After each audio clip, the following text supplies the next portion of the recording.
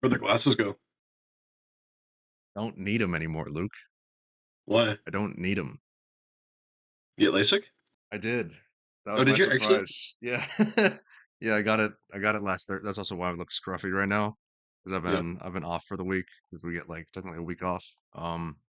When we get it. So last Thursday, I got it done. I don't honestly. I'm not used to how I look yet without them, and like Yeah. I catch myself. I've caught myself no less than 10 times in the past week, like reach to pick up my glasses Yeah. and or like reach for my glasses as I'm leaving the house because I'm like, oh, like Yeah. because it's still a little bit blurry, like while it's healing. And Yeah. I've noticed I'm like, yeah, like I need my glasses to see, and it's a weird feeling because I've spent almost 2 decades with glasses. So, but it's nice, dude. It's like Is it I I, I worth it? I mean, it's worth it for me because like I'm essentially legally blind, right? Like, well, I was essentially legally blind. Or Hmm. I remember discussing with someone. Someone was like, oh, I don't want to get LASIK because what if I have to get in a fight and the flap pops open and then I'm done? I'm like, dude, if I got into a fight and they knocked my glasses off, I'm dead anyways. Like I'm not, like I Yeah. can't see a single thing that's coming. Like whenever Yeah. we were doing jujitsu or whatever, like I'm mostly just looking at blobs coming my way and like guessing where you are. Like a lot of it's Yeah. just intuition to where you are. Yeah. You're going off the So sensations. yeah, so for me, because like I said, I'm essentially crippled without my glasses. It's been it's very, Crippled is very so worth it. funny. I don't know. Crippled I, Dave. I know your eyes were nowhere near as bad as mine, but I don't know if you can function without yours, right? Like you can do things. You could drive without yours fine. Like Yeah. Just life isn't as fun. Um, yeah. like I can drive and I can see things, and uh, I can't tell people's faces for more than like I don't know. I guess 15 feet away, I wouldn't be able to recognize faces. I wouldn't be able to see like billboards and stuff like that. So like I'd miss my exits all the time, but I'd survive.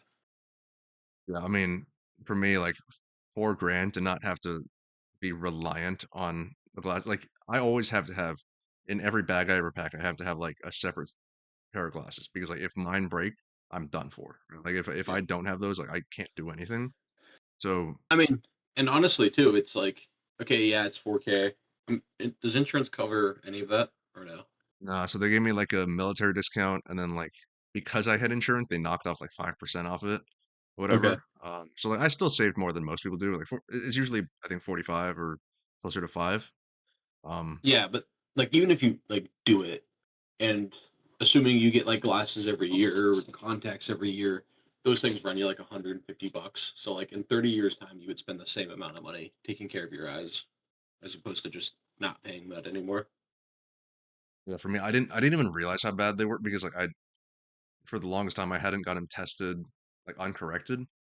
So when Hmm. they were doing the testing at the LASIK spot, they're like, all right, like here's the letter chart where they test what Yeah. your vision is. Yeah. And they Snell's pulled up the chart. chart. And I hadn't ever like I hadn't looked at one of those without my glasses on in tens of years and decades. Hmm. And I looked at the chart and I was like, I can't see the E. I can't see the large E. I know it's an E because I've seen enough of those to know what it is, but I was Yeah. like, if you want me to be honest here, I like it disappears. It just turns into like Yeah. there's like maybe 2 lines I can see out of it. But the fact that I couldn't even tell there was like if you didn't tell me I was looking at a vision chart, I wouldn't know there was anything Yeah. there. Yeah, for me it's worth it. But Yeah. big quality of life increase for me. I can definitely get like the top three. So like I can get the E, I can get the one below that and the one below that. But then after that it's done for. That's big news. It's funny. I was gonna do a bit. I plan to do it to Connor because I don't think he listens to this. I don't know if Hmm. he listens or watches. Um, because I was like, out of all the guys back home, like Johnny and Drew know I got it because I told them I was like, yeah, I'm not no screen time for me for a few days, right? And Yeah. then I was like, oh, Luke's gonna know too because we're gonna hop on a podcast before I go back for sure. Like a few of them. But I Hmm. was like, it'd be really funny if we just gaslight Connor when I go back. Like anyone who hasn't seen me, we just gaslight and be like, no, like Dave's like he wore like reading glasses, but like he's never needed glasses. And then I Yeah. just like I get AI to Let's remove do all it. the glasses from all my photos. Dude, totally do that. That would be so funny. Yeah, Yeah, those were just he was just wearing sunglasses. He's a big sunglasses guy. it's funny because I do have like I got a pair of shades. I'm getting. I got a pair of shades I got from work, and then I got a pair of aviators that like I got the prescriptions put in, and those things Mhm. cost me so much money that like I'm Like like, dude, like 500. not probably close to that, and it's like now it's going to Yeah. cost me probably like it's cost me like $80 just to get them swapped for non-prescription, Yeah. and I even bought these as protection. I've been using these at night. It's funny because I end up losing my glasses and I end up just still wearing them sometimes. I've been using these Yeah. like for the last few hours, just like blue light because Mhm. my glasses have blue light built in. But I was like, it's kind of nice. It's actually Yeah. like I don't know if you have blue light built into yours, but No, I I didn't don't. realize how much it was messing with my sleep. You know, being on my phone and being on my computer like right before I go to sleep. So I probably need to do that. I mean, I've only heard and people talk about the studies about blue light, but then like there's like this new wave coming out that's saying it's actually not that bad. You're fine. There's probably like two marginal. camps. Yeah. Yeah, it's There's probably a probably marginal like other effect, but things. Yeah, I would figure that like people's stress in their daily lives would cause them to sleep less than some light on their phone. these were $8, so I was like, ah, that's fine. Like Yeah. I'm used to wearing them, but like Yeah. I've noticed just wearing them, just like when I'm the past 2 days or whatever, when I've kind of recovered, I'm like playing some games or whatever, being on my phone. Hmm. My eyes do hurt significantly less. I mean, obviously, like they're strained right now because they just went through Yeah. laser trauma, but Yeah. like I don't know, anecdotally, I think they work. But Yeah. How was the experience? How was the torture experience of having your I eyes get peeled open? yeah, I guess I'll tell the quick story. So I get to the appointment, and I'm pretty sure I have a ride coming to pick me up. Not Mhm. sure because I won't be able to see after this. So they're like, all right, you can take one of the Valium that we prescribed you. I was like, right. So Yeah. I took one of those. I was sitting in the waiting room for like 2 hours, right? So like Hmm. I was at the entire surgery takes roughly a minute total. I was sitting there for 3 hours in the office. Um, so basically I was sitting there, like I felt the Valium kicking in, and I was just like slumped over in a chair Yeah. for like an hour waiting for them to come get me. They grab me. I go to the back, and they're like, "All right, yeah, we're gonna cut the flap open in your eye." I'm like, "All right, cool." They lay me down. Also, I'm pretty sure the volume was kind of wearing off by this point because I was like definitely feeling Lighter. the nerves start to come back. Yeah. Yeah. Yeah. So like I was like laying down there, and they're like, "All right, cool. You know, we're just gonna prop open the eye, let a little flap." I heard suction on for the right eye. Didn't really think anything of it. I felt like the cutting or whatever. Or like I heard the cutting. Didn't really feel much because it was numbed. Um, you know, and then like they're like, "All right, cool, that one's done." They move to the left eye. I hear suction on. I feel the suction this time. Like Oh no. fully I feel my eye like coming out of its socket. I was like, "Yo, like is this a problem?" Like because like I wouldn't be worried if it wasn't for like this eye not having had any of that issue. Yeah. So I hear suction on. It comes out a little bit. I'm like, "Oof." I feel the cutting or whatever. And then they're like, and it's not bad yet. Like my vision's still just the same as without glasses. And they're like, "All right, we're gonna walk you over to this machine now." They walk me over. I lay down and like I watch the doctor like peel back the flap and Ooh. like yeah, like you see the flap come undone and it like clears up your vision a little bit. Yeah. And then he's like, "All right, hold your eye open." The laser comes down and you just smell burning flesh. Or you just smell burning flesh. You watch this like laser, like it's just a green light basically.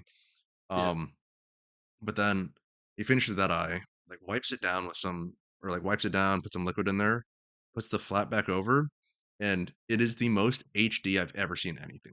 Like Yeah. glasses, anything. Even now, like it was probably what's the vision where it's like 20? Is it 2010? That's like better than 2020. Like the lower than the number is, that's the better, I right? think so. I think It so. was Yeah. whatever the best vision you could ever have is like 4K vision. It was the most clear thing I've ever seen. It was actually kind of beautiful. Yeah. Um, and then yeah, so they laid the flat back down, do the same for the other eye, and then sit me up. I like throw on the little shades they gave me, Yeah. these ugly LASIK Oh shades. yeah. Yeah, let me put these. Yeah, like Yeah. so I'm walking around like this, like at the office, and then Hmm. they're like, all right, like do you have a ride coming? I was like, yeah, yeah, yeah, he'll be downstairs, fully not knowing if he will be. I sit down there, he arrives, and I'm like, pop the second Valium because they told me to take it like as I was Yeah. leaving, like to get to sleep Yeah. later. And so I'm like on another Valium, just finished the surgery. I'm like sitting in this truck. I'm like, yo, like Yeah. I need some like Chick-fil-A. I need some like food right now. Yeah.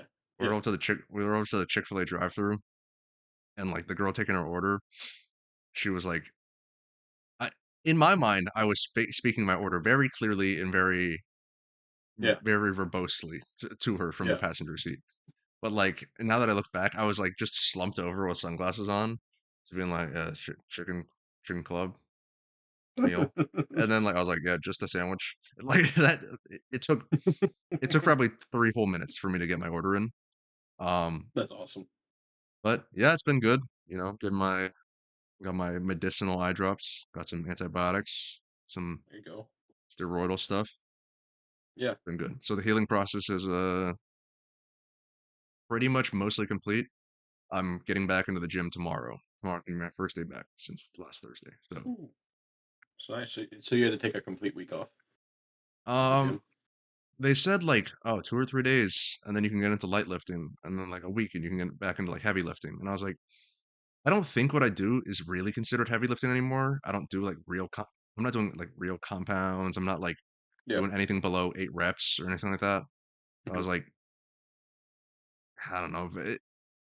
I think you could argue that like I don't know what most people consider light exercise is that problem, right? Probably just So like cardio. yeah, so I'm not doing push-ups and pull-ups. So like since I'm actually doing weights, I was like I'll give it a few days. My body could use the break Yeah. anyways, so Yeah. And honestly, if you go back, don't. I'd probably keep it at like 50% of what you were normally doing, so that your blood pressure just doesn't spike and your eye pops out again. it pops out again. Yeah, suction Yeah. on. Yeah, so that's what I've been up to. Yeah. I committed today. Well, I sent in my deposit to Uh, Michigan today. So oh, it's official. that'll be where I'm headed. So in-person podcasts to come in the future, hopefully. Let's go. Let's Um, go. yeah, so I'm excited. I mean, we can talk about Yeah, we can wait till the off air. yeah, there stuff later about like, you know, the Yeah. implications and all that, but um honestly, that was always like kind of my first choice in a way of like Hmm. I think it's close to home, close to Chicago, like it's Midwest vibe, you know. Yeah, I and can that's actually what you drive want. You there. want Midwest vibes. Yeah. Yeah, So, that's awesome. but that's what's been up with me. How about you, man? Mhm. What's been going on? Nothing as crazy as LASIK surgery. What I do. I don't know. It's been a pretty chill week. Super Bowl happened this weekend. Watched the first half and then turned it off after that because I was getting tired. Watched the Bad Bunny performance. Don't know why people are shitting on Bad Bunny.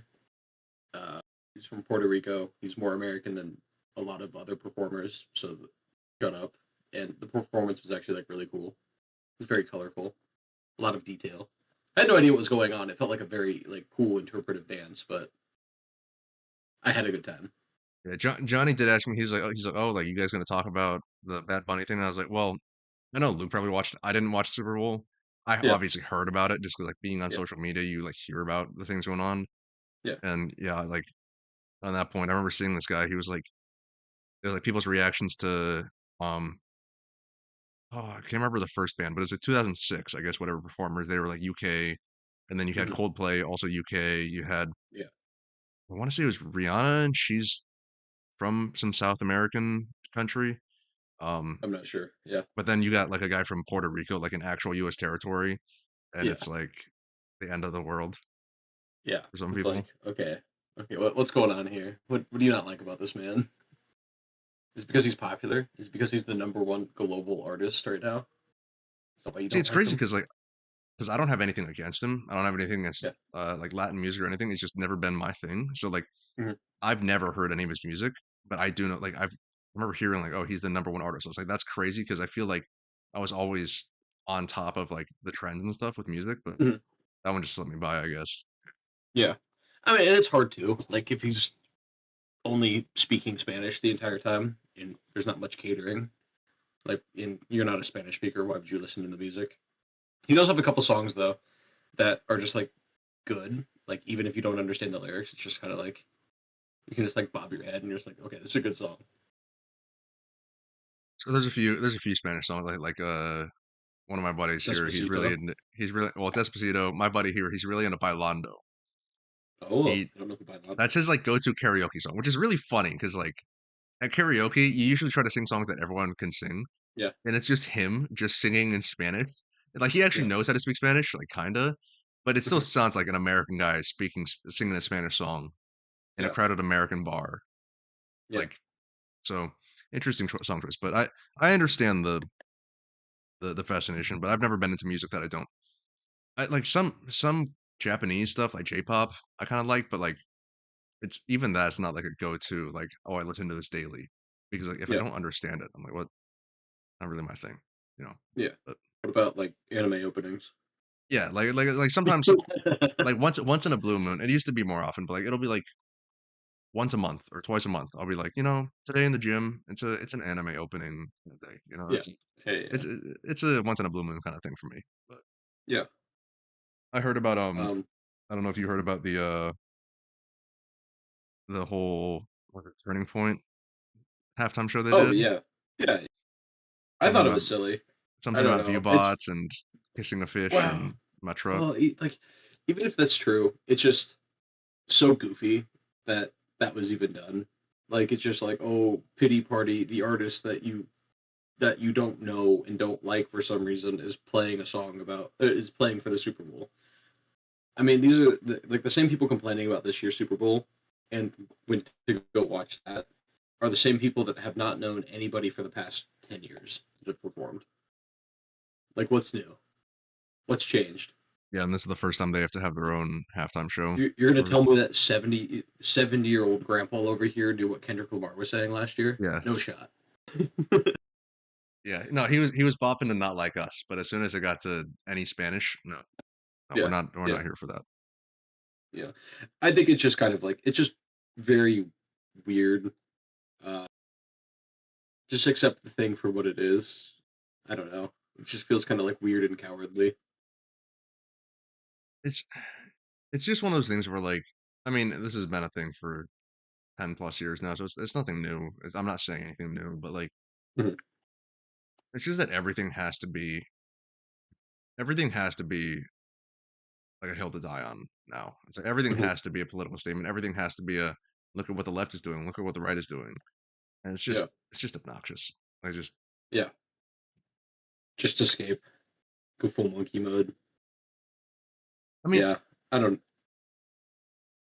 But you got some people just like 'cause there about that one. People were like, "Oh, they're anti-America or something." You got some. I saw some video, some clip, right? I don't know who it was. I don't know what sport he played. He was some Olympian, right? Like some Olympian. He was like, "Yeah, he was basically saying, yeah, supporting the U.S. is kind of tough right now because even though I support my country, I don't support everything that it does." And people were, very reasonable thing that people have been saying about their countries yeah, that's the point. forever. That is the point. Yeah, and like people were like, "Oh, he's anti-American, like ban him, whatever." Like I'm like, dude, like it's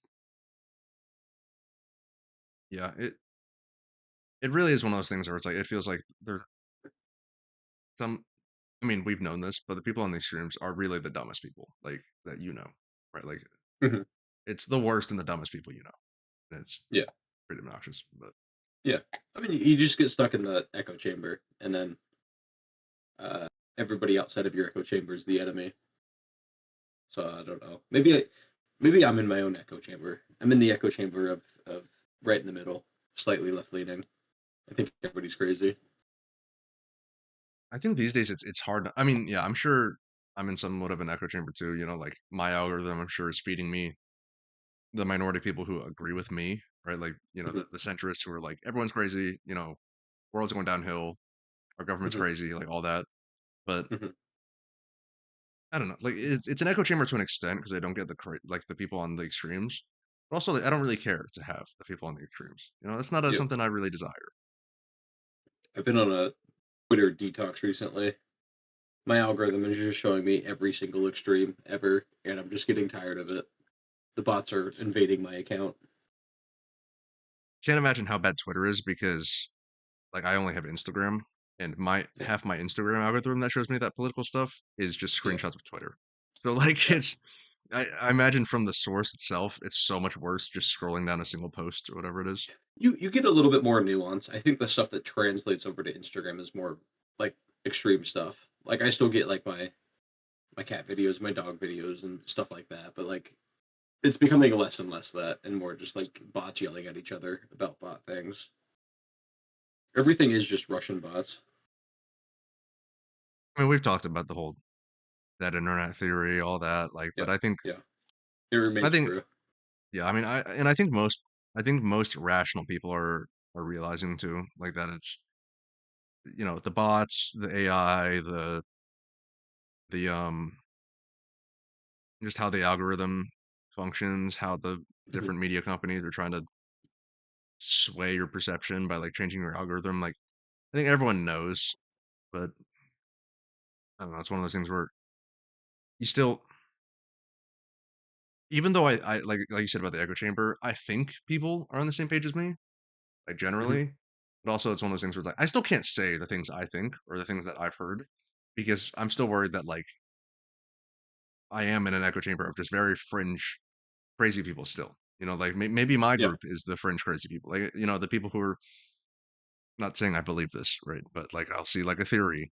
I saw like four different things pop up before we hopped on here. It was like, oh, Epstein's alive because his Fortnite account was active in Israel. I was like, all right, like I mean, like that's funny. That's just I mean, funny. like I'm like it's kind of funny. I'm like honestly, I kind of see why this is believable. I'm not saying I believe it or don't believe it. Yeah, Honestly, these days I wouldn't be surprised either way. But yeah. yeah, like it's one of those things where like even though I think I'm now in the center and I think I'm with the majority of people, Mhm. it's still one of those things. It's like you're still there's still a bit of apprehension, a bit of fear of like, I still can't tell people that I think this. No matter what you think these days, hard to tell Yeah, people what you think because yeah, someone's going to disagree with you. yeah. Someone's gonna disagree with you, or you're just gonna be like the QAnon people that were spouting crazy nonsense 10 years ago. And all of their crazy nonsense ended up being true. How much of that do you like the real crazies, right? The Epstein being alive, the cannibalism, the things like that. Well, Like, let's go back 10 years and or 8 years, and I think about Pizzagate. Remember how crazy of a conspiracy Pizzagate was, yeah, and then that ended up being and that legitimately ended up proved. being Yeah, true. Yeah, I think do you think they're actually eating people? I don't know. I was listening to a congressman talk about this, and he today, because he's able to see more of the files without redactions, and he says that the R-ing of children is just the beginning. Yeah, I mean, He's like people don't understand the scale and the abuse that's been happening to the children, to the victims. it's crazy too because I've seen some videos trying to show proof of who certain individuals are that are blacked out in there, like the Hmm. perpetrators, not the victims, right? It'll be like Hmm. this guy's email's blacked out, but I'm not going to say any names. But in this case, it was like the email to JE was like, Hmm. "Yeah, I'm currently in China. I'll be in the U.S. in 2 weeks." And then And they he, showed the itinerary and like news articles. I was like, I mean, it's kind of damning. I mean, like it's not damning, but like the like it definitely narrows down the list a bunch of like yeah. who was in this country and that country at this time. And it's like not very many people are traveling between those very specific countries. How are you? Loved the video. Like, yeah, I mean, Love the T video. yeah, uh,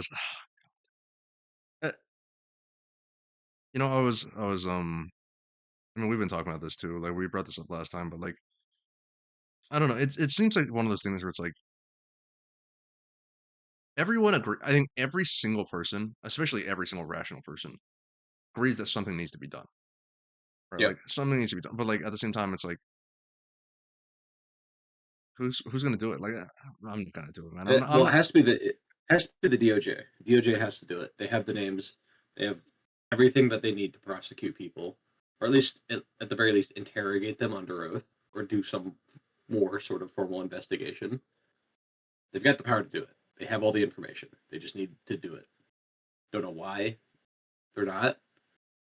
Is it because it's going to put some very powerful and rich people in jail? It's going to expose some more people that are connected to this. Good. Expose them. it just sucks that like I know that there's people like I know there's people like in the DOJ that are good people, right? That like want to do the right thing, want to like actually, enforce the law, want to hold people accountable. But it sucks is like knowing I guess this is a very cynical take I have from let's say like the military, right? Because the military is a small microcosm of the world and it is Mhm. like government work, right? And seeing like the people who stay in and make it to the higher positions typically are not the people who are trying to do the most good, right? Like Mhm. people who have the capability and the desire to do good and positive change, those are people who are They like, leave. yeah, people. Those are people who are like, the government's not going to work out for that. I'm just going to go use my talents elsewhere and my abilities elsewhere because I don't have to deal with the bureaucracy. So the people who Yeah. stay in, anyone who's high up in government, like there's something. I think this is one of our first podcasts we talked about this, or like when we came back. Mhm. There's something wrong with Mhm. you if you want to be in that kind of Mhm. position, right? Like there's some issue with you. There's some power trip. There's some control thing with you. Like no one's quite in the right mind when they get to that level. The problem is they're the only ones who Mhm. can do anything about it, right? About their peers, essentially. Mhm. And that's probably just what happens when you with any sort of like ultra mega industry. Uh, Whenever you become the top of the top in whatever industry that you're in, there's probably something not right for you, and you're probably not doing it for the right reasons anymore. Eat the rich, common saying. I'm, it's just one of those things where it's like people talk about, they're like, oh, there needs to, oh, people need to, I'm trying to word this in a safe way. They're like, people need to do something, like Mario's brother or Oh like yeah. the the guy who wrote the book and sent letters. Like people will talk about those people and be like, oh, like people, but like those people are 1 in 10 million, right? Hmm. The people who think like you also are like kind of don't feel like they like for guys like us, right? It's like even if we think something needs to be done, right? We're like we're not gonna martyr. I'm just being honest. I'm not gonna martyr myself, right? Like I'm Yeah. not martyring myself and giving up everyone I love and like ruining their lives too for what like we said, like at the end of the day, a lot of things suck and you wish they'd be different, but I think the I think it's hard because most people are just going to choose to live their lives, right? They're going to focus on they're going to try to pay the rent. They're going to try to pay their rent and buy their groceries, right? Like Yeah. that's what's important to Yeah. them. Yeah. The trap that we've fallen under too, or fallen under, is um like the whole stoic idea of like control what you can control. It just feels like the amount that we have control over lessens as time goes on. So it's like it's harder to do anything to invoke change when rent is $2,000 a month. Your need to survive in the United States goes the amount of work that you need to do also goes up and up. So it's like people don't have the resources or the time to do the other things. Controlling what they can control has turned into I want to make my community better, and it's transformed into I just need to make sure that I can put food on the table and pay rent this month. I think it kind of plays into. I saw some video a few months ago. It was like I think there's like Cole Hastings, and then another video like long form, kind of talking about like the hyper consumerism or like the late stage Hmm. capitalism, hyper consumerism, where it's like, and I think that's definitely intentional as well. Like I'm of the belief that that's definitely intentional as well, where it's like people can't buy houses anymore. People can't, really own property or own anything. So let's just have them buy Labubus and matchas and Dubai chocolates and whatever other trends are on TikTok, I guess. And they're like, yeah, Hmm. like it's the consumerism where it's like you at least have a little bit of control in that you can afford these small things that add Hmm. up, but it's like I can at least have some level of control in my life. And then the more control you take away from them in the big scale things, like I mean, like I think me and you are like honestly near the higher end, like of our age group, we're near the higher end of people who have like the assets and the capability to like be able to do something with like Hmm. our time and money. And even we like are not immune to the like okay, I'm just gonna I can't really afford to buy a house right now and put a $100,000 down payment on the house. So I guess I'll just Or rent and kind of look. kind of house are you getting? I don't know. I don't know how houses work. I'm not even gonna be a homeowner until I'm not even gonna start being a homeowner until probably early 30s, right? Like after law Yeah, school, a few years in, like, yeah, and then moving back home maybe. So yeah. like even for us You're gonna with be living with your parents at 30 years old. no, I'm gonna be in Chicago in an apartment, in a little Okay, apartment, I see. tiny I little see. studio costing $5,000 a month. It might get close to there by the time you move there. I know what prices were. What, 4 years ago? Sort of why I'm even thinking like, you know, our our half joking, half serious talks about leaving the U.S. aside because I still needs to work on convincing stuff.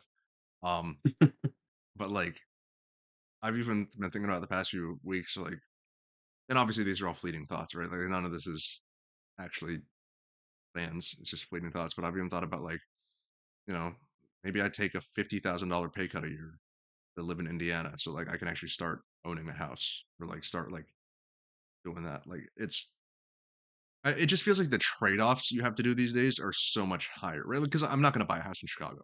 Straight up not happening. I mean, Um, you could buy like an apartment. yeah, but Like, I'm not gonna be the guy that owns an apartment. Like that's not gonna be the I don't hey know, man, that's some nothing assets against right it, but there. that's not the dream I want. That's not the American Yeah. dream, Luke. It's not the American No, I dream. know. What, own 1,000 square foot apartment? That's not the American dream. Why not? I mean, I can't remember if I told you, but and you've met him. There's a buddy of mine, Raf. He's one of the guys at like the Chinese parties we go to. And Mhm, mhm. he's working. He makes like high two figures, right? Like straight out of college. It's like Two Palantir, right? Like figures? high 200, high two Oh, hundreds. I thought like high two. He's No, making no, no, 20 no, no, bucks. no. $20 a week. No, but like it's it's like high 200s or whatever, I think. Yeah. He At said like Palantir. Palantir. Yeah, like Oh, and he's he working for the showed us devil's company. yeah, That's well, crazy. he's a tech guy, so you kind of got to get what jobs you can get. Um like he showed us a picture of his apartment and it's like his full apartment is probably half the size of this room, right? Like it's Mhm. just a bed and not even it's a bed and like a hang and like a rod for like I- closet essentially. Is he in New York? Yeah, yeah. Okay, So, but like that'll even be people four like that, thousand dollars a month, please. yeah. I mean, I think it's more than that even. Like, and it's just crazy that like even I can't remember if we talked about this last time, but like even the people that yeah we did because we talked about the American dream, but like even people that you know have the resources, the family backing to be able to go to college, have the Mhm, ability, the capability to like get through college, get a good degree, get a good job, get the mhm. best jobs we can get for our generation and you still can't do anything with it. Like you still have no control really over your Yeah, life, right? You're still looking forward to yeah, 10, 15 years down the road before you can maybe have something, some level of yeah. money to actually do anything. Just gotta move out. Gotta move out of the city. Own property.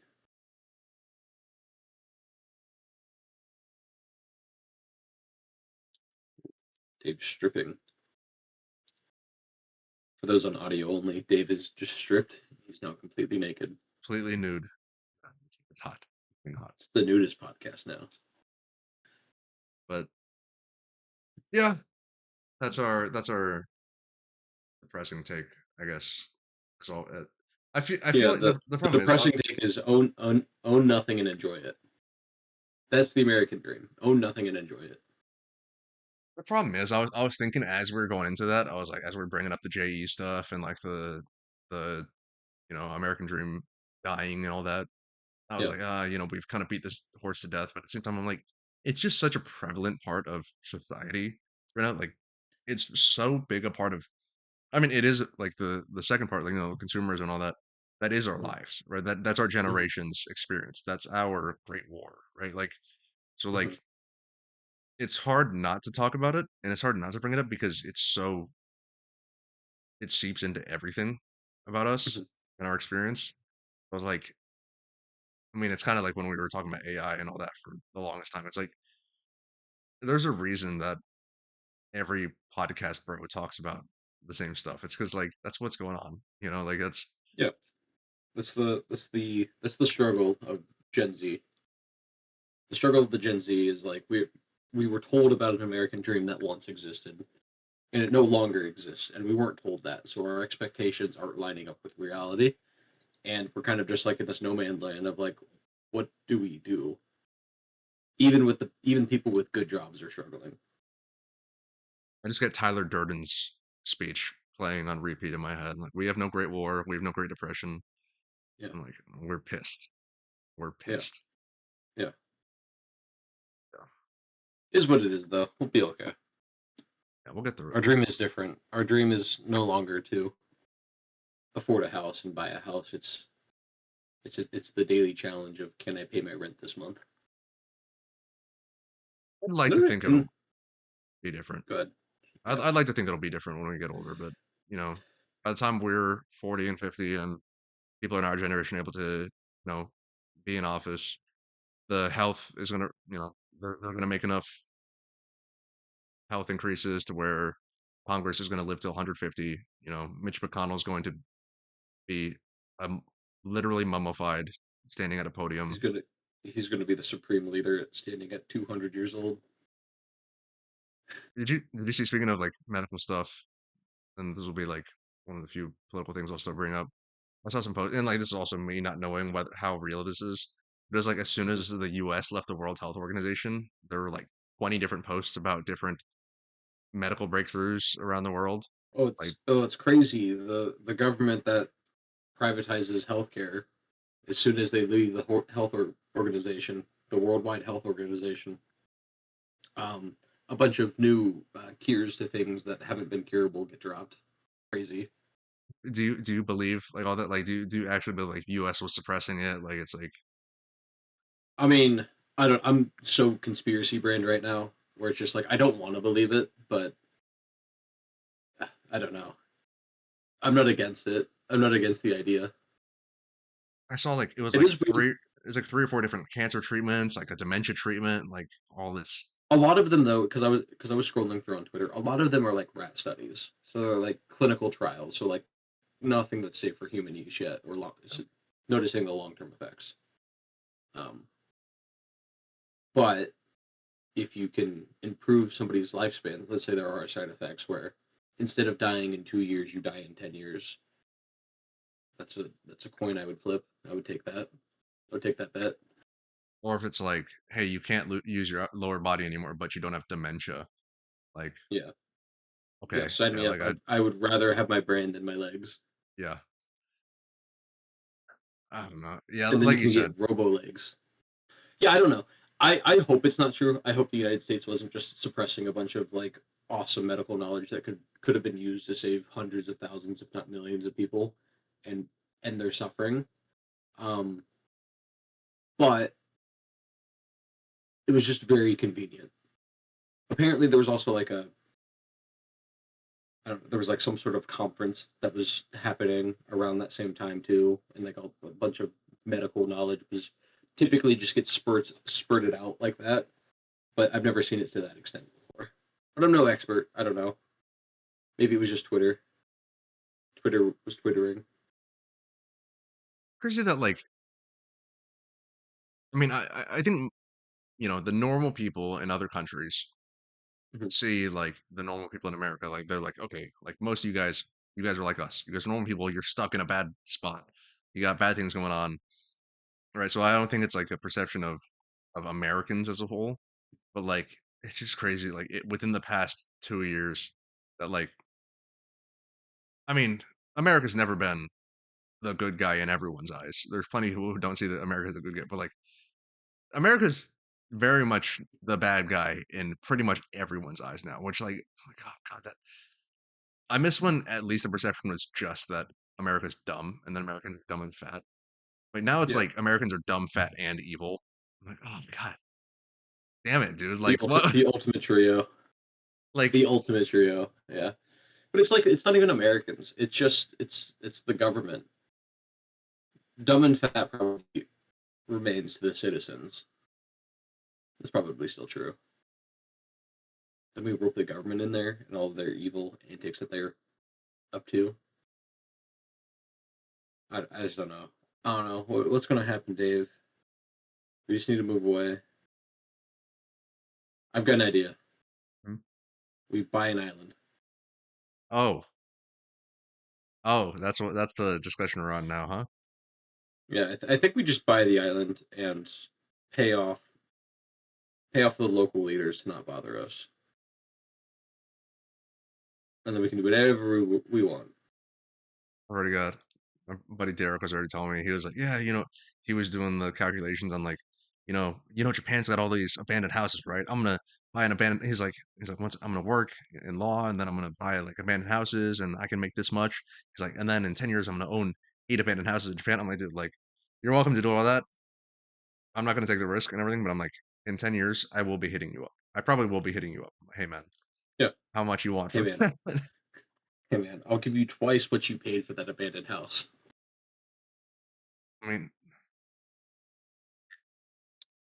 it, the thing that sucks too is I think a lot of people, I don't know, like I said, a lot of people that think the same way as me, like us, I think a lot of people are of the mindset like, hey, I'd like to not be involved in any of this anymore. I'd like to live off the grid, live as like a hermit or in the mountains or something.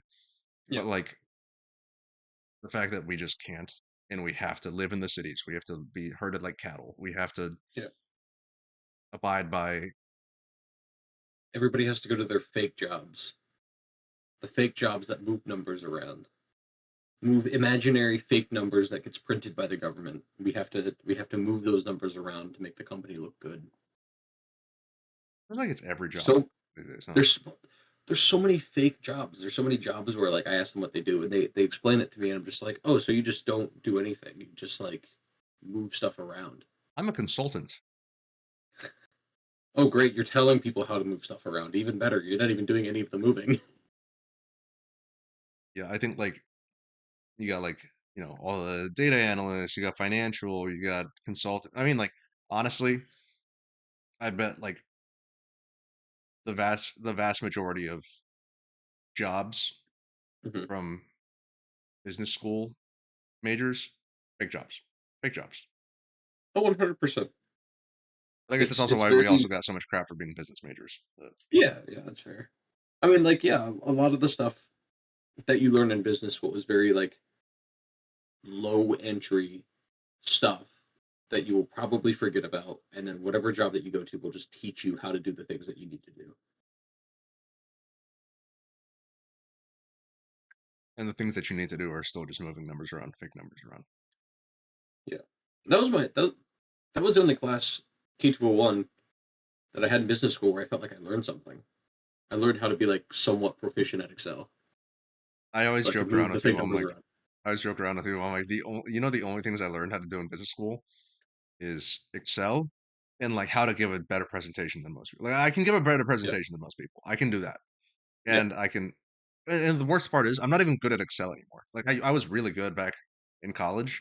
Now that I yeah. think about it, I'm like, dude, I remember it was like 2 years ago. Someone was like, "Hey, you're good at Excel, right?" I'm like, yeah, I'm good at Excel. Like, all right, can you do Do this this? And pivot table. I was like, all right, yeah, like I know you need to index. How do I index? I was like, VLOOKUP. And like now my entire Excel is Googling the functions that I remember and Yeah, like having to relearn all of them. I like yeah, it's just knowing a term, and then I'm like, okay, now how do I actually do it again? Because I haven't used Excel in 6 years at least. yeah. My Excel highlight was our record keeping score that we had for Smash Brothers. We'd have like a win loss ratio, and depending on how many wins and losses you had, that person had to buy bananas at the end of the week. You got to send me that after this or at some point because I need to view I'll pull it up. your Excel skills. It's just it's a very inefficient if statement sentence. It's just a bunch of if statements. That's all it is. I mean, that's all everything seems to be, right? Like, I mean, that even goes into like when people talk about programming, right? Like programming, computer science, like Hmm.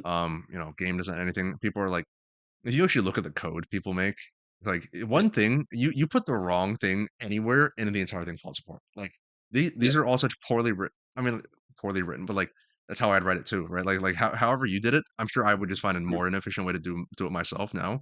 Um, Yeah. Well, like I remember when I did it because I told you what I was going to do. I told you what the plan was, and then you said you can't do that in Excel. There's no way. And I'm just like, watch this. I got it to work in the most clunkiest way possible. It's not efficient. It doesn't work that well, but it works. I found that that's one of the few. I went and cleaned out a lot of my camera roll. I still have way too much in there, Yeah. but like one of the few screenshots I still have is a screenshot of text from you, and it's got the functions. How many bananas do you owe Ryan? And like that was the only text, and I remember just finding that so funny. Yeah. God, that was awesome. Yeah, I need to look at. I have it somewhere. And exactly what the title the title of the sheet is monkey business. Monkey business. Those are simpler days. I think that's also curious for me too. I was wondering, like, I think it's a combination of both, right? I think it's one, things are getting more complicated and in a lot of ways worse, but also two, it's just like things are always better when you're younger. You know, you look back Mhm. and it was simpler times, and also when you're not working. Being in school, like I'm so excited to be in school again. Like I need a break from the world. It'll it'll be nice. Grad school does hit different though. It does feel like a job, but it doesn't feel like you're. I don't know. There's like no consequences though. So it's like, yes, you have to pass the test, and yes, you have to study, and a lot of whatever. But it doesn't feel like there's like actual like any world consequences. Like if I accidentally commit Medicare fraud at work, I can go to jail. That's a real If I consequence. don't show up to work, I go to jail. So Yeah. there's that.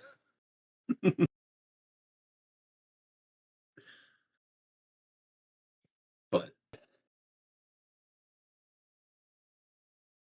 I yeah, I did want to bring up because I was talking to Steph about this today, right? So the reason why you probably guess why I was like, yeah, we can talk about it later.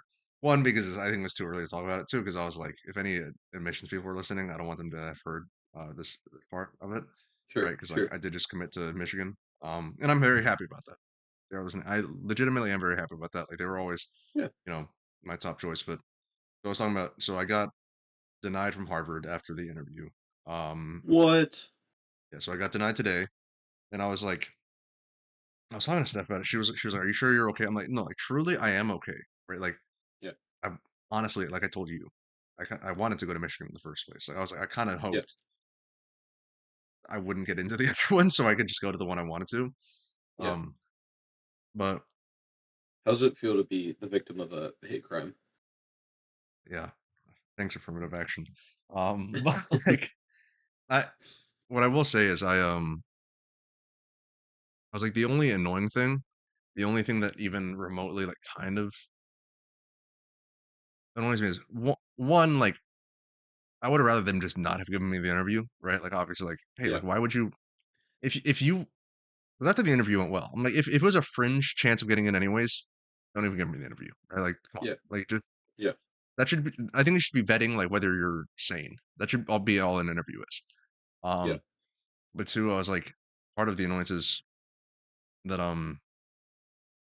like my parents were very happy when I got into Michigan. Right? Like, it's a great Hmm. school. Like it's you know I mean, it's a great school, and like job opportunities that I want are honestly the same as what Harvard grads are going to get. Right? Like it's Hmm. very marginal difference. But like the problem is that what it kind of gets to me a little bit is that I feel like they were more happy that I got accepted into Michigan when I hadn't gotten the Harvard interview. You know, it's like now that I got Okay. since I got the interview, that gave them the hopes of like, oh, he could go to Harvard, and then they're like, oh, Yeah. we're Yeah. thinking about like we want to brag to all the other Chinese parents, right? Like Yeah. and I'm like now I feel like it it doesn't belittle in my eyes, but I feel like in their eyes it cuts the achievement down.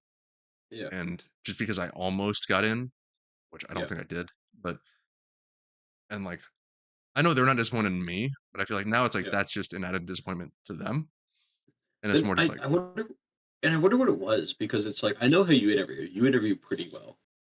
Like once people meet you, you've got a very attractive personality. So, and you said the interview went well, so I'm just like, oh yeah, Dave's gonna get it. Like, I feel like the hardest part is getting that interview. So part of the problem is schools these days are very numbers driven. Um, Mm, so my LSAT was like slightly above their median, but my GPA 381 by the way. Like this is not me flexing. It's just saying like 381. Most people are like in the real world are like 381. It's pretty good. Like that was like A average, A minus, whatever, right? That's below their 25th percentile. That's like oh, I see. so like You're to a them, dummy. You're a dummy compared to them. yeah, to them they're like, oh, we're gonna The be A minus student is the dummy. yeah, they're like, oh, we're gonna be dropping our numbers in the rankings, whatever, right? Like so it makes them they try to preserve the number. Like I think I can't remember if I mentioned this. Like UVA is not considered in the top four schools. UVA, their median GPA this year was 4.3 or something. 4.3? Yeah, which most How schools do don't you even give. how do you get above a 4 But certain on a schools give 4.0? 4.3 for an A plus. So some kids can't Oh, even compete with it. Like if your school doesn't yeah. like IU doesn't, from what I remember, IU doesn't give four No, it's threes. just It's 4.0. 4.0. Yeah, it's just 4.0. So you're just be and IU's a good school too. Like it's Yeah, and you're just naturally disadvantaged because you went to a different school that didn't give the undergrad GPA. yeah. And that's, I mean, to be fair, I wish every school did that because like the difference between an A plus and an A is pretty significant. Yeah, that's fair. Because I had a ton of A's. I think I had one A plus. I think I had one A plus in my entirety of IU. That's so hard to do. I wasn't the greatest student then. I don't think I put in I didn't care enough to get the A plus. Or like But it doesn't matter, the right? one the one A plus that I had, this is actually a funny story. So the one A plus that I had was in Psych 101. Because my first round, so I took Psych 101 twice. It's the only class I ever had to retake.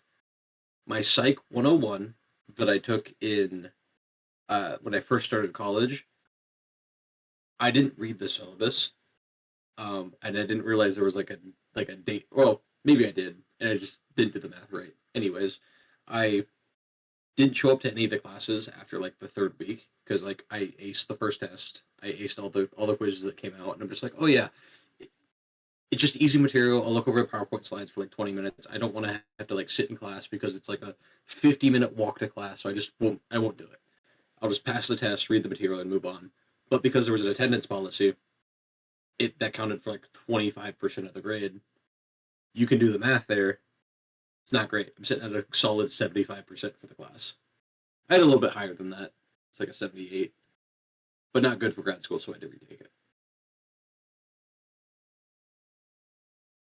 Yeah, I mean, I think like for example, my buddy Derek, right? Like he's chemical engineering and like I think he's Mm-hmm. like a 2.8 or something, right? Which chemical engineering. Two, you said 2.8. Yeah, which like yeah, it's not great even for like STEM, but like but STEM you should get a little bit of like but you got kids, let's say with like a 3.3 or like a 3.5 Yeah.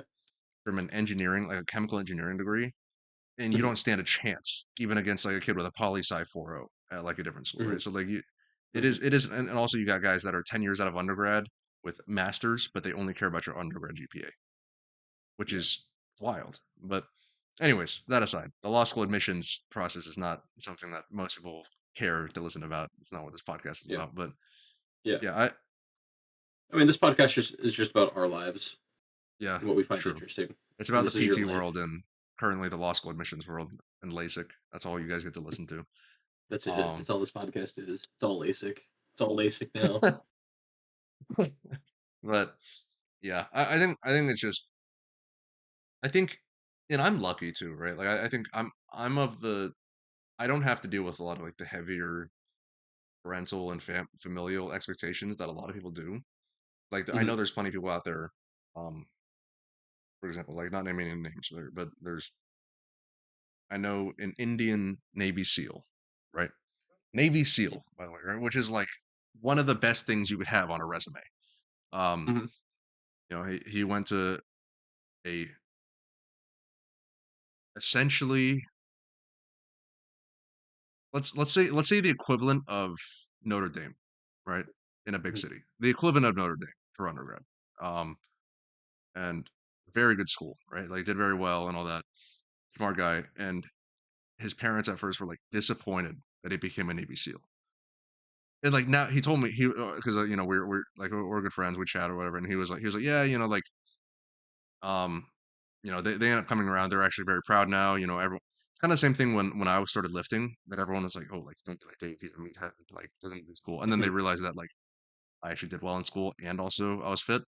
So like Yeah. the parents started seeing that as more of a role model. I think he was saying the same thing. It's like, oh, the Indian parents started seeing me more as a role model because I'm academically successful and also well balanced. But like initially, still, he was like, yeah, like the fact that my parents were disappointed at me doing that, the military thing. I was like, all that to say, I'm like, I know I'm on the luckier side. Right? Like there's plenty of Mhm. Asian white kids, black like of every class that like you know family expectations are tough, right? Mhm. But um yeah, but even that said, like even though like I don't have to deal with nearly the same level of pressure, I'm like it still is annoying when like I'm like, okay, now you guys just got my parents' hopes up, and now they're less impressed with. I think they're probably marginally less impressed with what I've done, you know. Yeah, So maybe. Maybe. You're gonna go do law at a top 10 top 8 university? mm, Yeah. Ooh, scary. You're doing so bad, Dave. But I get it. Like if you never mentioned Harvard at all, if you never applied and you just got into Michigan, awesome. You achieved all your goals. You did everything that you told your parents that you were going to do. The expectation when you were applying to Harvard and then you got the interview and you had a good interview, is that like, oh, David's probably going to get into Harvard, and then maybe you just didn't live up to that expectation. But like, why is that expectation there in the first place? That's so strange. It's like you already got into a school. I just think I mean like I think that it's just the worst thing with like expectations, right? I mean, it's almost like you kind of touched on it with like the American dream expectation. I won't get back into that, but like Hmm. I guess if we were in the same boat, right? If you told me you were like, hey, I'm gonna go to this top three. If you were like, I'm gonna go do Johns Hopkins PT program or whatever, I'd be like, Yeah, oh, yeah, like yeah, I'm like, oh, you got the interview, like cool, you got, and then it didn't work out, and then you yeah. still got into like, you know, you still got into your school, you still have your job, you still done all your clinical, like, still did very well for yourself. Hmm. Even though like I'd still be very happy for you, I still think it's just a natural human thing to be like, man, that kind of sucks that you Oh, didn't get to like, but he's not Johns Hopkins level. He's not yeah, Harvard level. right, Yeah, like. yeah, I mean, I guess that's just human nature, right? Everyone's always got that, right? It's like you could go to for like law, you could go to Harvard, but in some people's eyes, it's not Yale. You can yeah. right, like so. Yeah, There's that for everyone. Um, yeah. I mean, being an Asian kid, it doesn't matter what I do. I'm not going to be Jonny Kim, so it doesn't really matter. But It's unfortunate. He set the bar way too damn high. the worst thing is, he set the bar not just for Korean kids; he set it for all Asian kids. I'm like, Yeah, you for over for billions of kids. yeah. Now we just can't live up to that.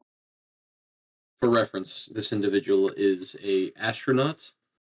He was a Navy SEAL officer, He and he was was a med. enlisted, but he was a combat Oh, he's medic. enlisted. Okay, combat medic, Navy SEAL, right? Hmm. And then also got his MD, got his doctorate, From medical Harvard. doctorate from Harvard. Good luck.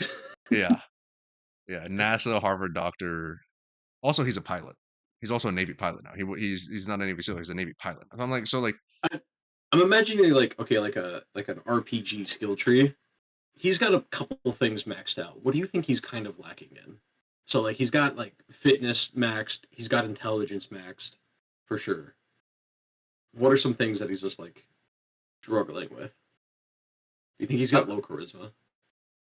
so I don't know if I told you this story. I don't know if I told you this Okay. story. I'll tell it now on the podcast because I think I'm Yeah. far enough separated from it where I can like kind of talk about it without getting too Yeah. deep into it. Um, so I was lucky enough. The one job I wanted in the Navy was working at a SEAL team, and I got that. So I worked at a SEAL team for 2 years.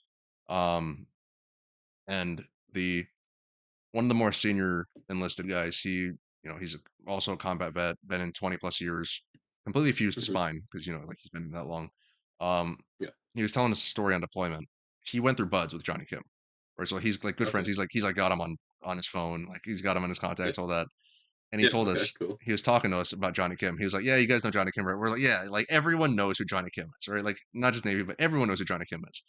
And he was like, "Yeah, you know the thing about Jonny Kim? You know how he like in those interviews and on his videos, he always seems so humble and such a nice guy." And we're like, "Yeah, yeah." And he goes, "You know the worst part is he actually is. He's actually just a nice dude and like just a good guy." And like, Yeah. that's what he was like. He was like, "That's the worst part is that everything he portrays and how like solid of a person he is, not just his accolades, Yeah. is real. Like he's actually Yeah. just the most down to earth, genuine good guy." And I was like, "Oh shit, dude, you can't tell. Like you God, could have he. lied. Like why'd Yeah. you tell us that?" Gosh, he's got charisma too. Oh my gosh. But Maybe he just doesn't know world history. Maybe that's his weakness. yeah, Doesn't know yeah, where that's that'll yeah, that'll show it. Yes, I'm better at him than world history. I'm sitting here. I'm like wondering. I'm like, is there anything that I do better than Johnny Kim? I might bench more than him. That's about it. yeah. I mean, because he's like 40, but like, um, he did say though, he did say he was like, the one thing I have on him though is that when we were in buds, I peed on his back. And I'm like, I guess that's pretty funny. As you can say you peed on his back during, during butts, but Yeah. um, yeah, I mean, I don't know. I think there's a lot of truth to, I mean, most sayings, but like the one, comparisons, the thief of joy, right? There's a lot of truth in that, right? Like you get, if you're, I mean, not just Asian kid, if you're any kid aspiring to be anything and you compare yourself to Johnny Kim, don't, right? Like he's one in a billion, or Yeah. people like that, 1 in a billion, right? So Yeah. like, He should set a goal of like, okay, you can be successful in multiple different fields. Like have different interests. I feel like that should be the inspiration. That should be the takeaway. Like if that guy can do all these awesome things that like people that he's lived essentially three different lives and achieved three different careers that people just try to get one of, he's just showing you that you've got a lot of potential in you. That's my takeaway. I don't know if I told this on the podcast a few months ago, but like, I don't know if I told you, Derek and I were saying that we could be the discount Johnny Kims, or the great value Johnny Kim, We've because talked about this yeah, before. yeah, We yeah, talked yeah, about it on the yeah, podcast. yeah. I mean, like, yeah, I think it is just not really. The nice thing is I think I can like see realistically, right? Like I can be like, okay, Mhm. like some of my capabilities, just some people are just gonna outclass me. Like I've always been up in my Yeah. class, good physically, like all this, but like Fishers, Indiana is a small city, right? Like Yeah. it's like the It's growing. Midwest, and yeah, it's grown, but like the Midwest in general, like dude, like you Yeah. being the best in Indiana, like you may be. I mean, IU I guess did well, right? Okay, Yeah. Yeah. IU is pretty good, but like being the best in a small state, in a small city, in a small state, Mhm. like I mean, I'm sure I will be. I'm not going to be the smartest guy at Michigan. I'm not even close. But like it is kind of nice when you get to a certain maturity level to where you're like some some hills you just can't climb. You just do your Yeah. best. But like Yeah. some people are Also, born so far ahead of you. What? Also, if you're in the room and you're the smartest person there, you're in the wrong room. Very common saying. It's been tossed around a lot. I think that's true. Like, yeah, you can learn a lot of things from a bunch of different people, but like, if you're pursuing the same thing or you have like the same goal, as in passing the bar, you definitely want smarter people around you than yourself. That's what I'm excited about. Like, don't get me wrong. You know, I've met a handful. I'll say a handful because I'm not going to shortchange myself. I've met a handful of people in the military that like I'm like these guys are like I know a guy, you know, plenty of SEALs, plenty of those guys have masters, PhD. There was a JD. There was a guy who left. Who went, there was a guy who left law to go be a Navy Hmm. SEAL, right? So like, there's plenty of guys who like I respect as like strictly sometimes like in the capabilities better than me, but like Hmm. generally it's more limited from the demographic we're looking at Hmm. in like that kind of group. I That's part of why I'm so excited to like go to like grad school, and I'm sure you we talked about this like in when you were going off to grad school or when you were like mid grad school, but like to Hmm. be in an area where like I love the idea. not being the smartest, of like not being the best. I mean, don't get me wrong. Mm. I think I can outbench. I might be up there. I might at least be top three. I think I'd be at least be top three in the law school class. How big's the class? I want to say 300, mid 300s. 300. You're getting to that size of population where it's just like you might get a freak in there. You might get some like 300-pound dude that like benches 500 pounds. Yeah, but I'm not. I think I'm gonna be top three. Right? There's no way I'm outside the top Yeah, five. Right? yeah, So I'm like, all right, bench press. I got you guys. But like, yeah, but the nice thing is like academically or like you know, um, just intellectually, the idea of not being at the top is actually really nice. And I think it comes from a yeah. place of privilege in a way, where it's like because I had the capabilities and because I had the upbringing to be able to be at the top when I was growing up, Uh-huh. like now I can be like, okay, I'd like to be around people that are actually better than me. Um, Yeah. but that I think that's a nice thought. That's a healthy thought. I like that I've matured into Uh-huh. and just not having to deal with the competition. And part of the nice thing about not going to like something I heard of, I mean, obviously Harvard, right? You got like people, everyone there is a come, a lot of people come from wealth. A lot of people are the smartest people in 100,000, right? But Hmm. I, yeah, I don't think I would have liked being in an environment where like everyone's like, I need to be the smartest. Yeah. If you are the smartest, you're the smartest, right? Yeah. I'm happy to be around you, but I don't need to be that. I don't have any Yeah. desire. It's good. You've grown. You've changed. You've changed once again. Look at that. think you know what I think I've just changed into? I've just changed into a more boring guy. I'm just You're just they're more of like a chill guy. yeah, like all I've changed into is less extreme in everything. And like now I'm Yeah. kind of just cookie cutter. But that's fine. You're You know, you're just becoming the average, Dave. You're and trending most towards people the are. mean. Most Yeah. people are, right? So yeah. I think those delusions of grandeur, I think that's what it is, right? When you're growing up, especially our generation, you know, with the influencers, with the Instagram influencers, the TikToks, everything, like everyone's got delusions of grandeur. Like that could be me. I'm gonna be the next uh David Lade. I'm gonna be the next Jonny Kim because I heard about it Yeah. on a YouTube short. But like Yeah. you hit your mid 20s. Maybe that's why everyone in the mid 20s is depressed. Because everyone hits their mid 20s, they're like, The, actually, I'm not. the, their childlike wonder leaves their eyes and soul. Yeah, I've got a question for you, Dave. yeah. You, what were you gonna say? No, go ahead. I was done. Oh. If you were gonna be a discount Johnny Kim, following your career path right now, what would be the three things? So Navy officer, but not a Yeah. SEAL, Okay. right? Uh doctor, Juris Doctor from not Harvard, but Michigan. Still good, still good. Okay. Yeah. Yeah. Honestly, that's the closest one that matches up. Because Yeah. like I can't match like just normal Navy officer can't match up to combat medic Navy SEAL, right? Like Yeah. that one falls the most short. Yeah. Michigan JD, like I obviously I think not Yeah. just talking about the schools, but like an MD is above JD, right? Like Of I course. think Yeah. Yeah. that's what everyone can agree on. Yeah. And then I joked about before. I was like, so jokingly, Derek and I were like, we could instead of studying rocks out in space, we'll study rocks on Earth, so we'll become geologists. That'll be There you the go. that'll be the joke. I don't know, like maybe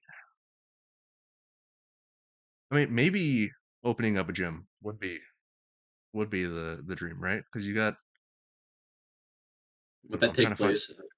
place? Would that take place of the astronaut Yeah, I think instead of now that I say instead of it out loud, now instead that of I say instead of exploring the stars, you're exploring the metal of the weight room. yeah, like you know, you guys are analyzing iron on the moon, and I'm looking at iron in the gym, right? Like it's Yeah. Yeah. now that I say it, actually, I think that one falls the most short. I don't think there's anything Yeah.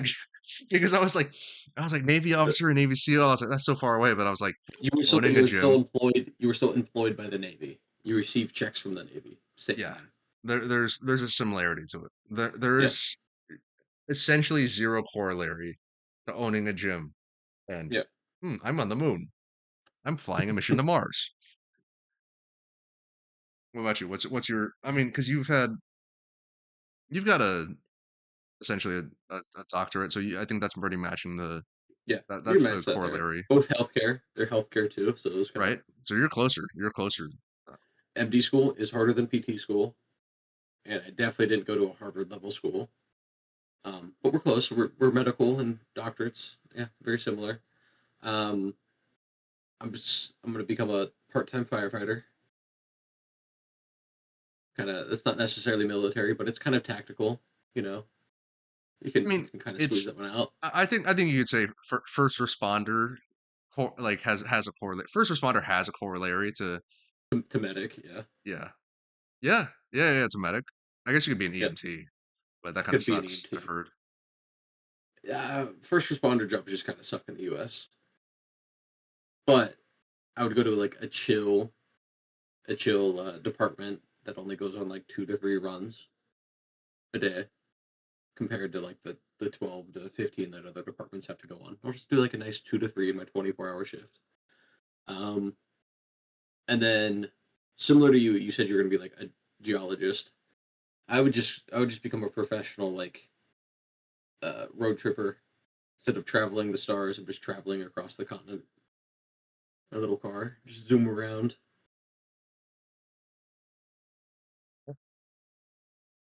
You, the interesting thing is, I think we're talking about this. Like, you're not really like, I don't think either of us are really travel guys, right? Like, I think like we can both enjoy like a weekend trip or a week trip, Mhm. somewhere else, but like, I don't think we're definitely not like live for an extended period of time in a new place kind of guys. I don't think. I think I could if money and responsibilities weren't a thing. Well, I mean, okay, yeah, okay. So let's live in fantasy world real quick, where we have Yeah, infinite money. yeah, yeah. I mean, yeah, Dude, I would love to travel around. Limiting factor, like not even just like the cost of travel, but just being like, okay, if I have so many PTO days that I can take, and how many of them do I actually want to like spend traveling when it's just kind of exhausting to go somewhere for a week and then turn around and come back. I I would think totally do it that's more if there were like no expectations to go back to work, or if I could just like take the work with me. yeah. I mean, I think I've got a more clear path to remote work and being able to travel than you do, just Yeah, by the nature of our jobs. At least like I somewhat would just have future. to. I would just have to transfer careers. I don't know. We'll see. We'll see how what the AI takeover does. Like remote jobs are really cool. I just don't know how many of those jobs are going to exist in 10 years. Interesting question. We could what where are we at time wise? All right, like that 13. Yeah, I got an interesting question. I think we can probably Yeah, use as one of our final wrap ups. What would you? sure. Okay, so let's say PT was off the table, like not like Okay, having your own practice, all that off the table. What sure. is your plan? What would I do next? Yeah, Are we talking like if money wasn't an issue, or if I like wanted to make money, or if I wanted like you're talking about like let's say realistic scenario, like realistic. PT's not an option. You still have to make money. Yeah, Uh-huh. Um, can I do anything medical, or is PT just off the table? just PT off the table. Oh, I would 100% become a physician's assistant. 100%. Work less hours, don't work as hard, go Make more into a money. specialty, make more money, less student debt. Yeah, easy. Yeah, when you told me about your girlfriend's path and Yeah. the less hours, more money, I was like, oh man, you really messed up. Yeah. Yeah, I thought I struck gold because like I'm only like I just see the people that are around me and I'm just like, "Oh, okay. That person's successful. That person's making 6 figures. That is my goal. That is my definition of success." And then when I get pretty close to 6 figures, I'm sitting here I'm just like, shit, this ain't successful. I just feel like the average guy right now. I think it is funny. I was talking to Derek about it because we were saying how like people in government, they'll talk about like, oh, doing 20, 30, 20 years in the military, 20 years in the government, and they're like, now I can collect $130,000 paycheck a year, and like I'm like, and to them that's like a lot of money, and I'm like, Mhm. people who aren't indoctrinated into like the federal like into government work, I feel like Yeah, have a better understanding of like if you were to say to someone, you're like, I'm an engineer, I make $150,000 a year. So a government yeah, person, they'd be like, oh, you make that much more than me, like even though I've been working this for 30 years. Whereas like yeah, I think for us, because we understand kind of how far money gets you and like the civilian opportunities that are out there, um, mhm, some guy goes, oh, I make $150,000 as an engineer. I'm like, oh, like that's pretty good. Like it's yeah, like that's not bad, but like you're gonna make more in 5 years. Like that's like yeah. like It's gonna that go up. yeah, like that's gonna go up, right? Like well, so I think there's a lot more of a understanding for us, like the bar is higher, right? Mhm. I don't know. The I think expectations higher. maybe it's just because we like you don't have the same safety net on the outside as you do in the Yep. government. But Mhm. yeah, for us though, like Oh, my career path. I mean, even though mine is more money, mine is also significantly more hours than yours projected for the money. mhm. I think hourly, honestly, we're not going to be that far off, right? Whereas like when you told me about Yeah, your I girlfriend, just I'm gotta like, I just gotta work a couple overtime hours because yeah, I was looking at your starting salary, and it's like if you would still be more. It just depends. I don't know what's like a starting salary for a position that you were be so interested in. it's pretty fixed. It's hold up real quick. So it's pretty fixed scale for like any big law firms in like big cities, right? So Indianapolis, for example, is like a small city, right? So it's like Mhm, 160,000 starting, maybe like a $10,000 bonus, so you get like mhm. 170. But like in a Chicago, DC, New York, any of You're that, 200. Yeah, first year 250, yeah, second year 275, third year 332. So like it scales up real fast.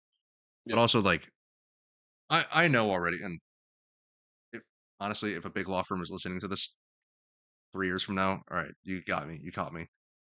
yeah, I can't do that life for more than 3 years, right? yeah, I want to have time, and I want to see people and like have friends. So yeah. We'll that's not see. a. Your path will change over 3 years in determining what you actually want to do. I think so. So you okay? Let's say all medical is at the table for you. Okay. What's your path? I hate to say it. I would get a stupid finance job. That's I mean, I think like it's definitely I would doable, I but would, like I would go really hard. I, I would get a prescription for Adderall. I would take my ADHD symptoms, get a prescription for Adderall, and then just go to town for an investment banking company. Do that for a couple of you years. should be a consultant, dude. No, I no, I mean, they're both fake jobs, so they're both fake jobs. I'll do that. I'll grind out for a couple of years and then go do private equity and just make everybody's life worse. mm, But I make money. that's the American dream. That's what it sounds like. The American dream is these days. Yeah, It's a zero sum game. Everyone's else's life is worse, but I make money. but I make money. And my life's pretty bad too. I'm still working 80 hours a week, but that paycheck is nice. But I can order food every night. I can get Uber Eats. No, I don't know what I would do actually, because it's like I've always liked the idea of helping people, and I think just going into corporate finance would go against every fiber of my soul. Because most of those jobs you aren't helping anybody. In fact, you're hurting a lot of people, and the only people that you're helping is your boss make more money by meeting the quotas. So I don't know. Healthcare's off the table. I mean, not me, dude. I'm gonna hate it working this shit. I'm gonna go kill cursed spirits, bro. I'd do that That'll be rather so than cool. Season banking. 3 JJK is so cool. Why is JJK so cool? You know what I'm like? I think JJK is outside of Frieren, I think JJK is my number 2 of all time now. Like, it's just Is it? cool. It's just got the cool factor. Yep. I mean, yeah, you got people making fun of it because people are like, "Oh, the fights or whatever. It's just about fights. It's just about animation." I'm like, I thought it was cool as hell. Like, even just reading the manga, I was like, "This is just a cool Yeah. concept." They got cool Yeah. characters. They got cool powers. The comedian guy, sick. The Good. lawyer guy, dope. Right? Like, Sick. Yeah. what a The main crazy villain. power scaling Cool. they have. And like, even if you don't watch, or even if you don't like enjoy the fights, and you're just like, oh yeah, this is just a fighting. The story behind it's crazy, and like the philosophy behind it's also insane. It's just cool, man. It's I just like you're just sitting there. You're just like, what if you were the best at something? Imagine how lonely you would be just sitting at the top by yourself. What a I, crazy concept. I think a lot of people. I mean, I think every take on any source of media is going to be contentious, but even though Frieren's my favorite anime of all time, and one of my favorite pieces of work as a whole of all time, the was it Hidden Inventory arc where it was like Geto Mm, and Gojo's like past their relationship. mm, That arc I think is the best storyline and arc all media in my opinion. Like the music, the characters, the interaction yeah, of like watching Geto like mentally decline. Like there's yeah. something You can so you can just you can see how depressed he is just by like Mhm. how he moves and how he walks and the clothes that he wears, and it's like his entire world gets flipped upside down. Yeah, I think that watching that decline was like one of the like I think that's one of the like I remember I was watching with my roommate. I was like, and he was like, he pulled up his phone. I was like, dude, I'm gonna turn this off if you don't put your phone down. I was like, at least for these like 6 episodes or whatever. I was like, you better watch every fiber of it. Mhm, I was like, you take in every moment of this because this is peak. mhm, This is it. mhm. This is truly my Jujutsu Kaisen. This is your Jujutsu Kaisen. So JJK is above AOT for you? Oh yeah, yeah. I mean, don't get me wrong. AOT's a if I was putting things objectively after how they've written Yeah, everything, AOT's still a top yeah, five. Honestly, objectively might be a top three. I think it beats out like Cyberpunk and things like that, like cause yeah. like for the emotional Of side. course, of But I course. think man, she's just so cool. I Yeah, like AOT's cool. You got like different fighters. You know, Levi doing his little spins. You got some betrayal. You got some like political stuff. But like, yeah. You get a good story. Yeah, but like you get, I'm a 1,000 year sorcerer, and I'm gonna eat fingers, and now I'm gonna like that's just that's just dope. he's like, You can't beat the cool factor. He's like, I've got to recollect my fingers so that I can come back and defeat this other sorcerer. I think one of the coolest parts too is that like is having a side character be like the strongest thing in the entire universe, and every person on Earth knows who he is, and like Yeah, everyone's scared of him, and the world has changed because of him. Like yeah, it- I think that's just such a like that's just such a funny concept. It's like having One Punch Man as like the side character in a show, right? But like yeah, it works so well, and yeah, it's just that good. I've heard yeah. have you heard about Modulo or Modulo or whatever it is? I've been reading it. Yeah, I Is it just got caught up this weekend. so I already got spoiled on the character that got introduced into that. Is it how Yeah, long is it? It hasn't been releasing very long, has it? it's 21 chapters. That's decent. Is it what's your review? Because I don't know much about it. I know who just showed up, but So it's very interesting. You're not a big Naruto fan. It's kind of like it's very like the concept is very similar to like Boruto, where like Naruto's like son hmm. takes over, and then there's like weird aliens that come in and do 'Cause some fun shit, and I know it's but, Yuta but and it's Maki's grandchildren, right? yes, Yeah. So yes, those are the okay. protagonists. Um,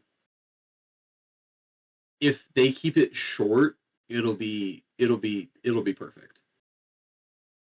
It should if it runs on for too long, it would cause problems and issues. But if it's just like nice, short, sweet, keep it like 50 chapters or something like that, it'll be perfect. Well, I think I heard. Um, I mean, I think this is a theory. I can't remember if they actually said Gege or whatever. Like actually said this. I think I heard they said Mhm. this, but like basically that some. I know he had like some kind of health issues or something near the end of JJK, and like Mhm. the ending was kind of rushed or Probably whatever. Like it wasn't fully. probably, like probably stress related Yeah, mangaka health but like issues. I heard that like the ending was kind of not exactly what he wanted. So I heard what a lot of people were saying was that um Medulla was basically like it's essentially the true ending, or like it's basically like him trying to like create the ending he wanted for it. So like I'm actually really excited for it. Like I've heard a lot of good things about it. Yeah, it's good. It's really, really good. I was kinda skeptical at first because I'm just like, "Oh, no, this just feels like Boruto." You have characters that we really don't know that are loosely connected to characters that we once knew. But then it just like all the characters that we previously knew, their stories either like come to a close or adds to their story, and then it like slowly brings in these new characters, and it's so freaking cool. And then it's just cool. It's like the rest of JJK where it's just cool. There's just cool stuff going on. I'm just excited for Curses and Aliens. That's when I got to start reading it. I might start sometime next week when my eyes will allow me to read again. But Oh that'll yeah, be oh yeah, fun. yeah. Read it. It's worth it. Um, it's a little long in some parts, so I would also recommend like there's like some good like YouTube breakdowns that do pretty good because there's a couple spots where I think I was just reading it fast and I wasn't getting like all the context for stuff and I just watched like a quick 5 minute video. Mm. I think I think I had the same issue when I was reading the rest of JJK though. Also, like Mhm. when I was like, I'm sure I just read it too fast. I was like, yeah, calling game rules, sure. Like this thing happened, sure. Like Yeah, Yuji's dad. I saw something about that. I didn't even know about that until today. I was like, oh wait, yeah, him and Sukuna. Like I was like, I didn't even know about that whole thing because yeah, like I must have just skimmed it or something. So that's why I'm excited for the show coming out. I think I'll catch some of the things I missed the first time, yeah, and then Medulo I'll have to read preliminarily. yeah, yeah. JJK is like it's not like other series where it's like throws flashbacks at you or gives you like multiple like hints or cues. It's very much just like, hey, if you're not paying attention, you will miss this later. Which I think that's why I kind of like it because it's like it makes the reader focus in on the story because like every sentence could have a consequence for something down the road. It's funny because when I was showing my roommate that, I was like, so in like I want to say it was episode. It was in the first 5 episodes, maybe the first 3 episodes. Mhm. Um, when Sukuna's like, "Hey, I'm gonna make this binding pact with you if I beat you in this fight, and you're gonna forget all about it." And then he chops off Yuji's head, and then they make the binding vow or whatever. And then I was like, "Hey, Yeah, remember that." Actually, you don't really have to remember that because it's not gonna be animated for the next 10 years. Um, yeah, but sometime in season 4, that will come. yeah. That will come back. So like, I do Do you love think it'll that. be? Do you think it'll be season 4 or do you think it'll be season 3? I don't. So I read the manga. Did I read the manga before I went for Germany? It's at least been a year since I think I was still here Yeah, yeah. when I read it. But it's been so long. I don't remember exactly when that comes into play during the culling game. It's towards the end. I think so. I've heard the first half because I've only watched the first 3 with my roommates. I Yeah, haven't caught up yet. Um, I think this first half. Well, I think when the second half of the culling game comes out, I think I'll wrap up the culling game, right? And then the season 4 would be the finale, I'd imagine. yeah. I don't. I'm not sure because when I'm watching it on the website completely legally that I'm watching it on, I it says Pulling Game Part 1, so I don't know if it's like if they're just going to spend the entire first season on the Calling Game first half and then do like another second half for the second Well, I because think I saw. they're moving kind of slow right now. So Yeah, I we'll did see. watch so our last episode we watched was the one where they just spent the entire time going over the rules of the culling game and their objectives. I was like, I was fine with it because I like the show and I like the concept and the story. Yeah, But I was like, I do understand that like for someone who's like not as invested, this is the yeah. most boring episode they could have watched. It's very boring, but you need it because you won't understand what's going on unless they just like sit down and just like tell you what's going on. And I think that's why like you said, I think that's why guys like me and you are so invested in it and like someone is because like we're big story guys. We're big plot Mhm. device guys, big writing guys. So like the fact that there's so many hidden things, the fact that there's so much foreshadowing in the entire story. Like I think, like you said, it forces you to pay attention. And I think it's honestly, I think I never would have said this. I never would have thought this about JJK before I read it. Because it seems, I think a lot of people on the surface, it seems like just a fighting anime, right? It seems like a very like basic shoujin like fighting anime, shonen fighting anime. But like, I think the difference between people who, this is going to sound like a you're not smart enough to understand a Rick and Morty joke or whatever, but Hmm. it's not. But um, I think someone who doesn't enjoy JJK as much, and they're just like, oh, it's just fighting. I think that's a sign of like attention span. I think that's a sign of Hmm. attention span. I think that's a sign of like, I guess I hesitate somewhat intelligence. Like if you Yeah, can't pay attention to the story enough to see the hidden underpinnings of everything that's happening, yeah, Kenjaku alone is a character. Everything he's done in the yeah, story, like yeah. if just Kenjaku's story alone could be its own anime, right? Like Oh yeah. and like the fact that it's so densely written, and I'm sure it's like there's issues with it. I'm sure it's like some things aren't as fleshed out as maybe they should be, or some things are too fleshed out. But like Hmm. it's such a dense storyline that like I think if you have any kind of reading comprehension with it or like actually pay attention, Yeah. you have to like you just have to get invested. There's no way to not get like drawn into the story, in my Yeah. opinion. I mean, because like it's a story that like makes the watcher, makes the consumer of the art just ask questions the entire time. Where you're just like, who is that? What's their motive? Why did they do that? That's very strange. What's going on? How's that happening? And it's just like it's a story that's always like making you wonder what's going to happen next. I'm really excited. 'Cause it's been so long since I've like completely forgotten essentially. Like obviously I know the big plot points near the end, Yes. but I've essentially forgotten all like the mid like the fights in between. Wait, Um, remind me. Remind me. Um, episode 3, is Maki a big character in episode 3? she's not, but she shows She up. is in But 4. she's revealed to be Okay. alive by episode 2 or 3 Okay. Watch because episode she's 4. is that the Zenon clan? Yeah. Oh, dude, I forgot it was that early because I was really disappointed. No, I mean not disappointed, but like I was gonna be really disappointed because I was thinking when the like my memory was all messed up. I was like, yeah, Mhm.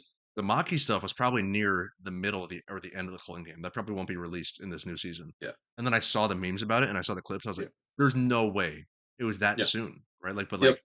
Yep. It was very early. I guess with Naoya coming out so early too, that like yeah, it must have been. But Watch it. I'm It's so good. I'm It's very so good. excited. The way that I explained it, because I watched it with my girlfriend who hadn't seen any of JJK. I'm making her watch it now. I'm just like, this isn't going to make any sense to you. But she seen Naruto before, and I'm just like, this is just what Itachi did to his family, but you actually get to see what happens. I love that they like actually gave her own art. Like I think there was a criticism of like some people criticize him for not giving some of the female characters their own like completed Yeah. arcs. Like I know like for Shigeru's sister, and I brought shrift emotionally Yeah. Yeah. through the story, but like the fact that Maki really got Maki and even Mai like they got their story right, like Yeah. they got everything shown in their story, and like it was I think that was when I was reading it that arc was cooler than me. It's cooler to me than Gojo and Sukuna. Everyone knows they fight, right? Like that's not a spoiler. Yeah.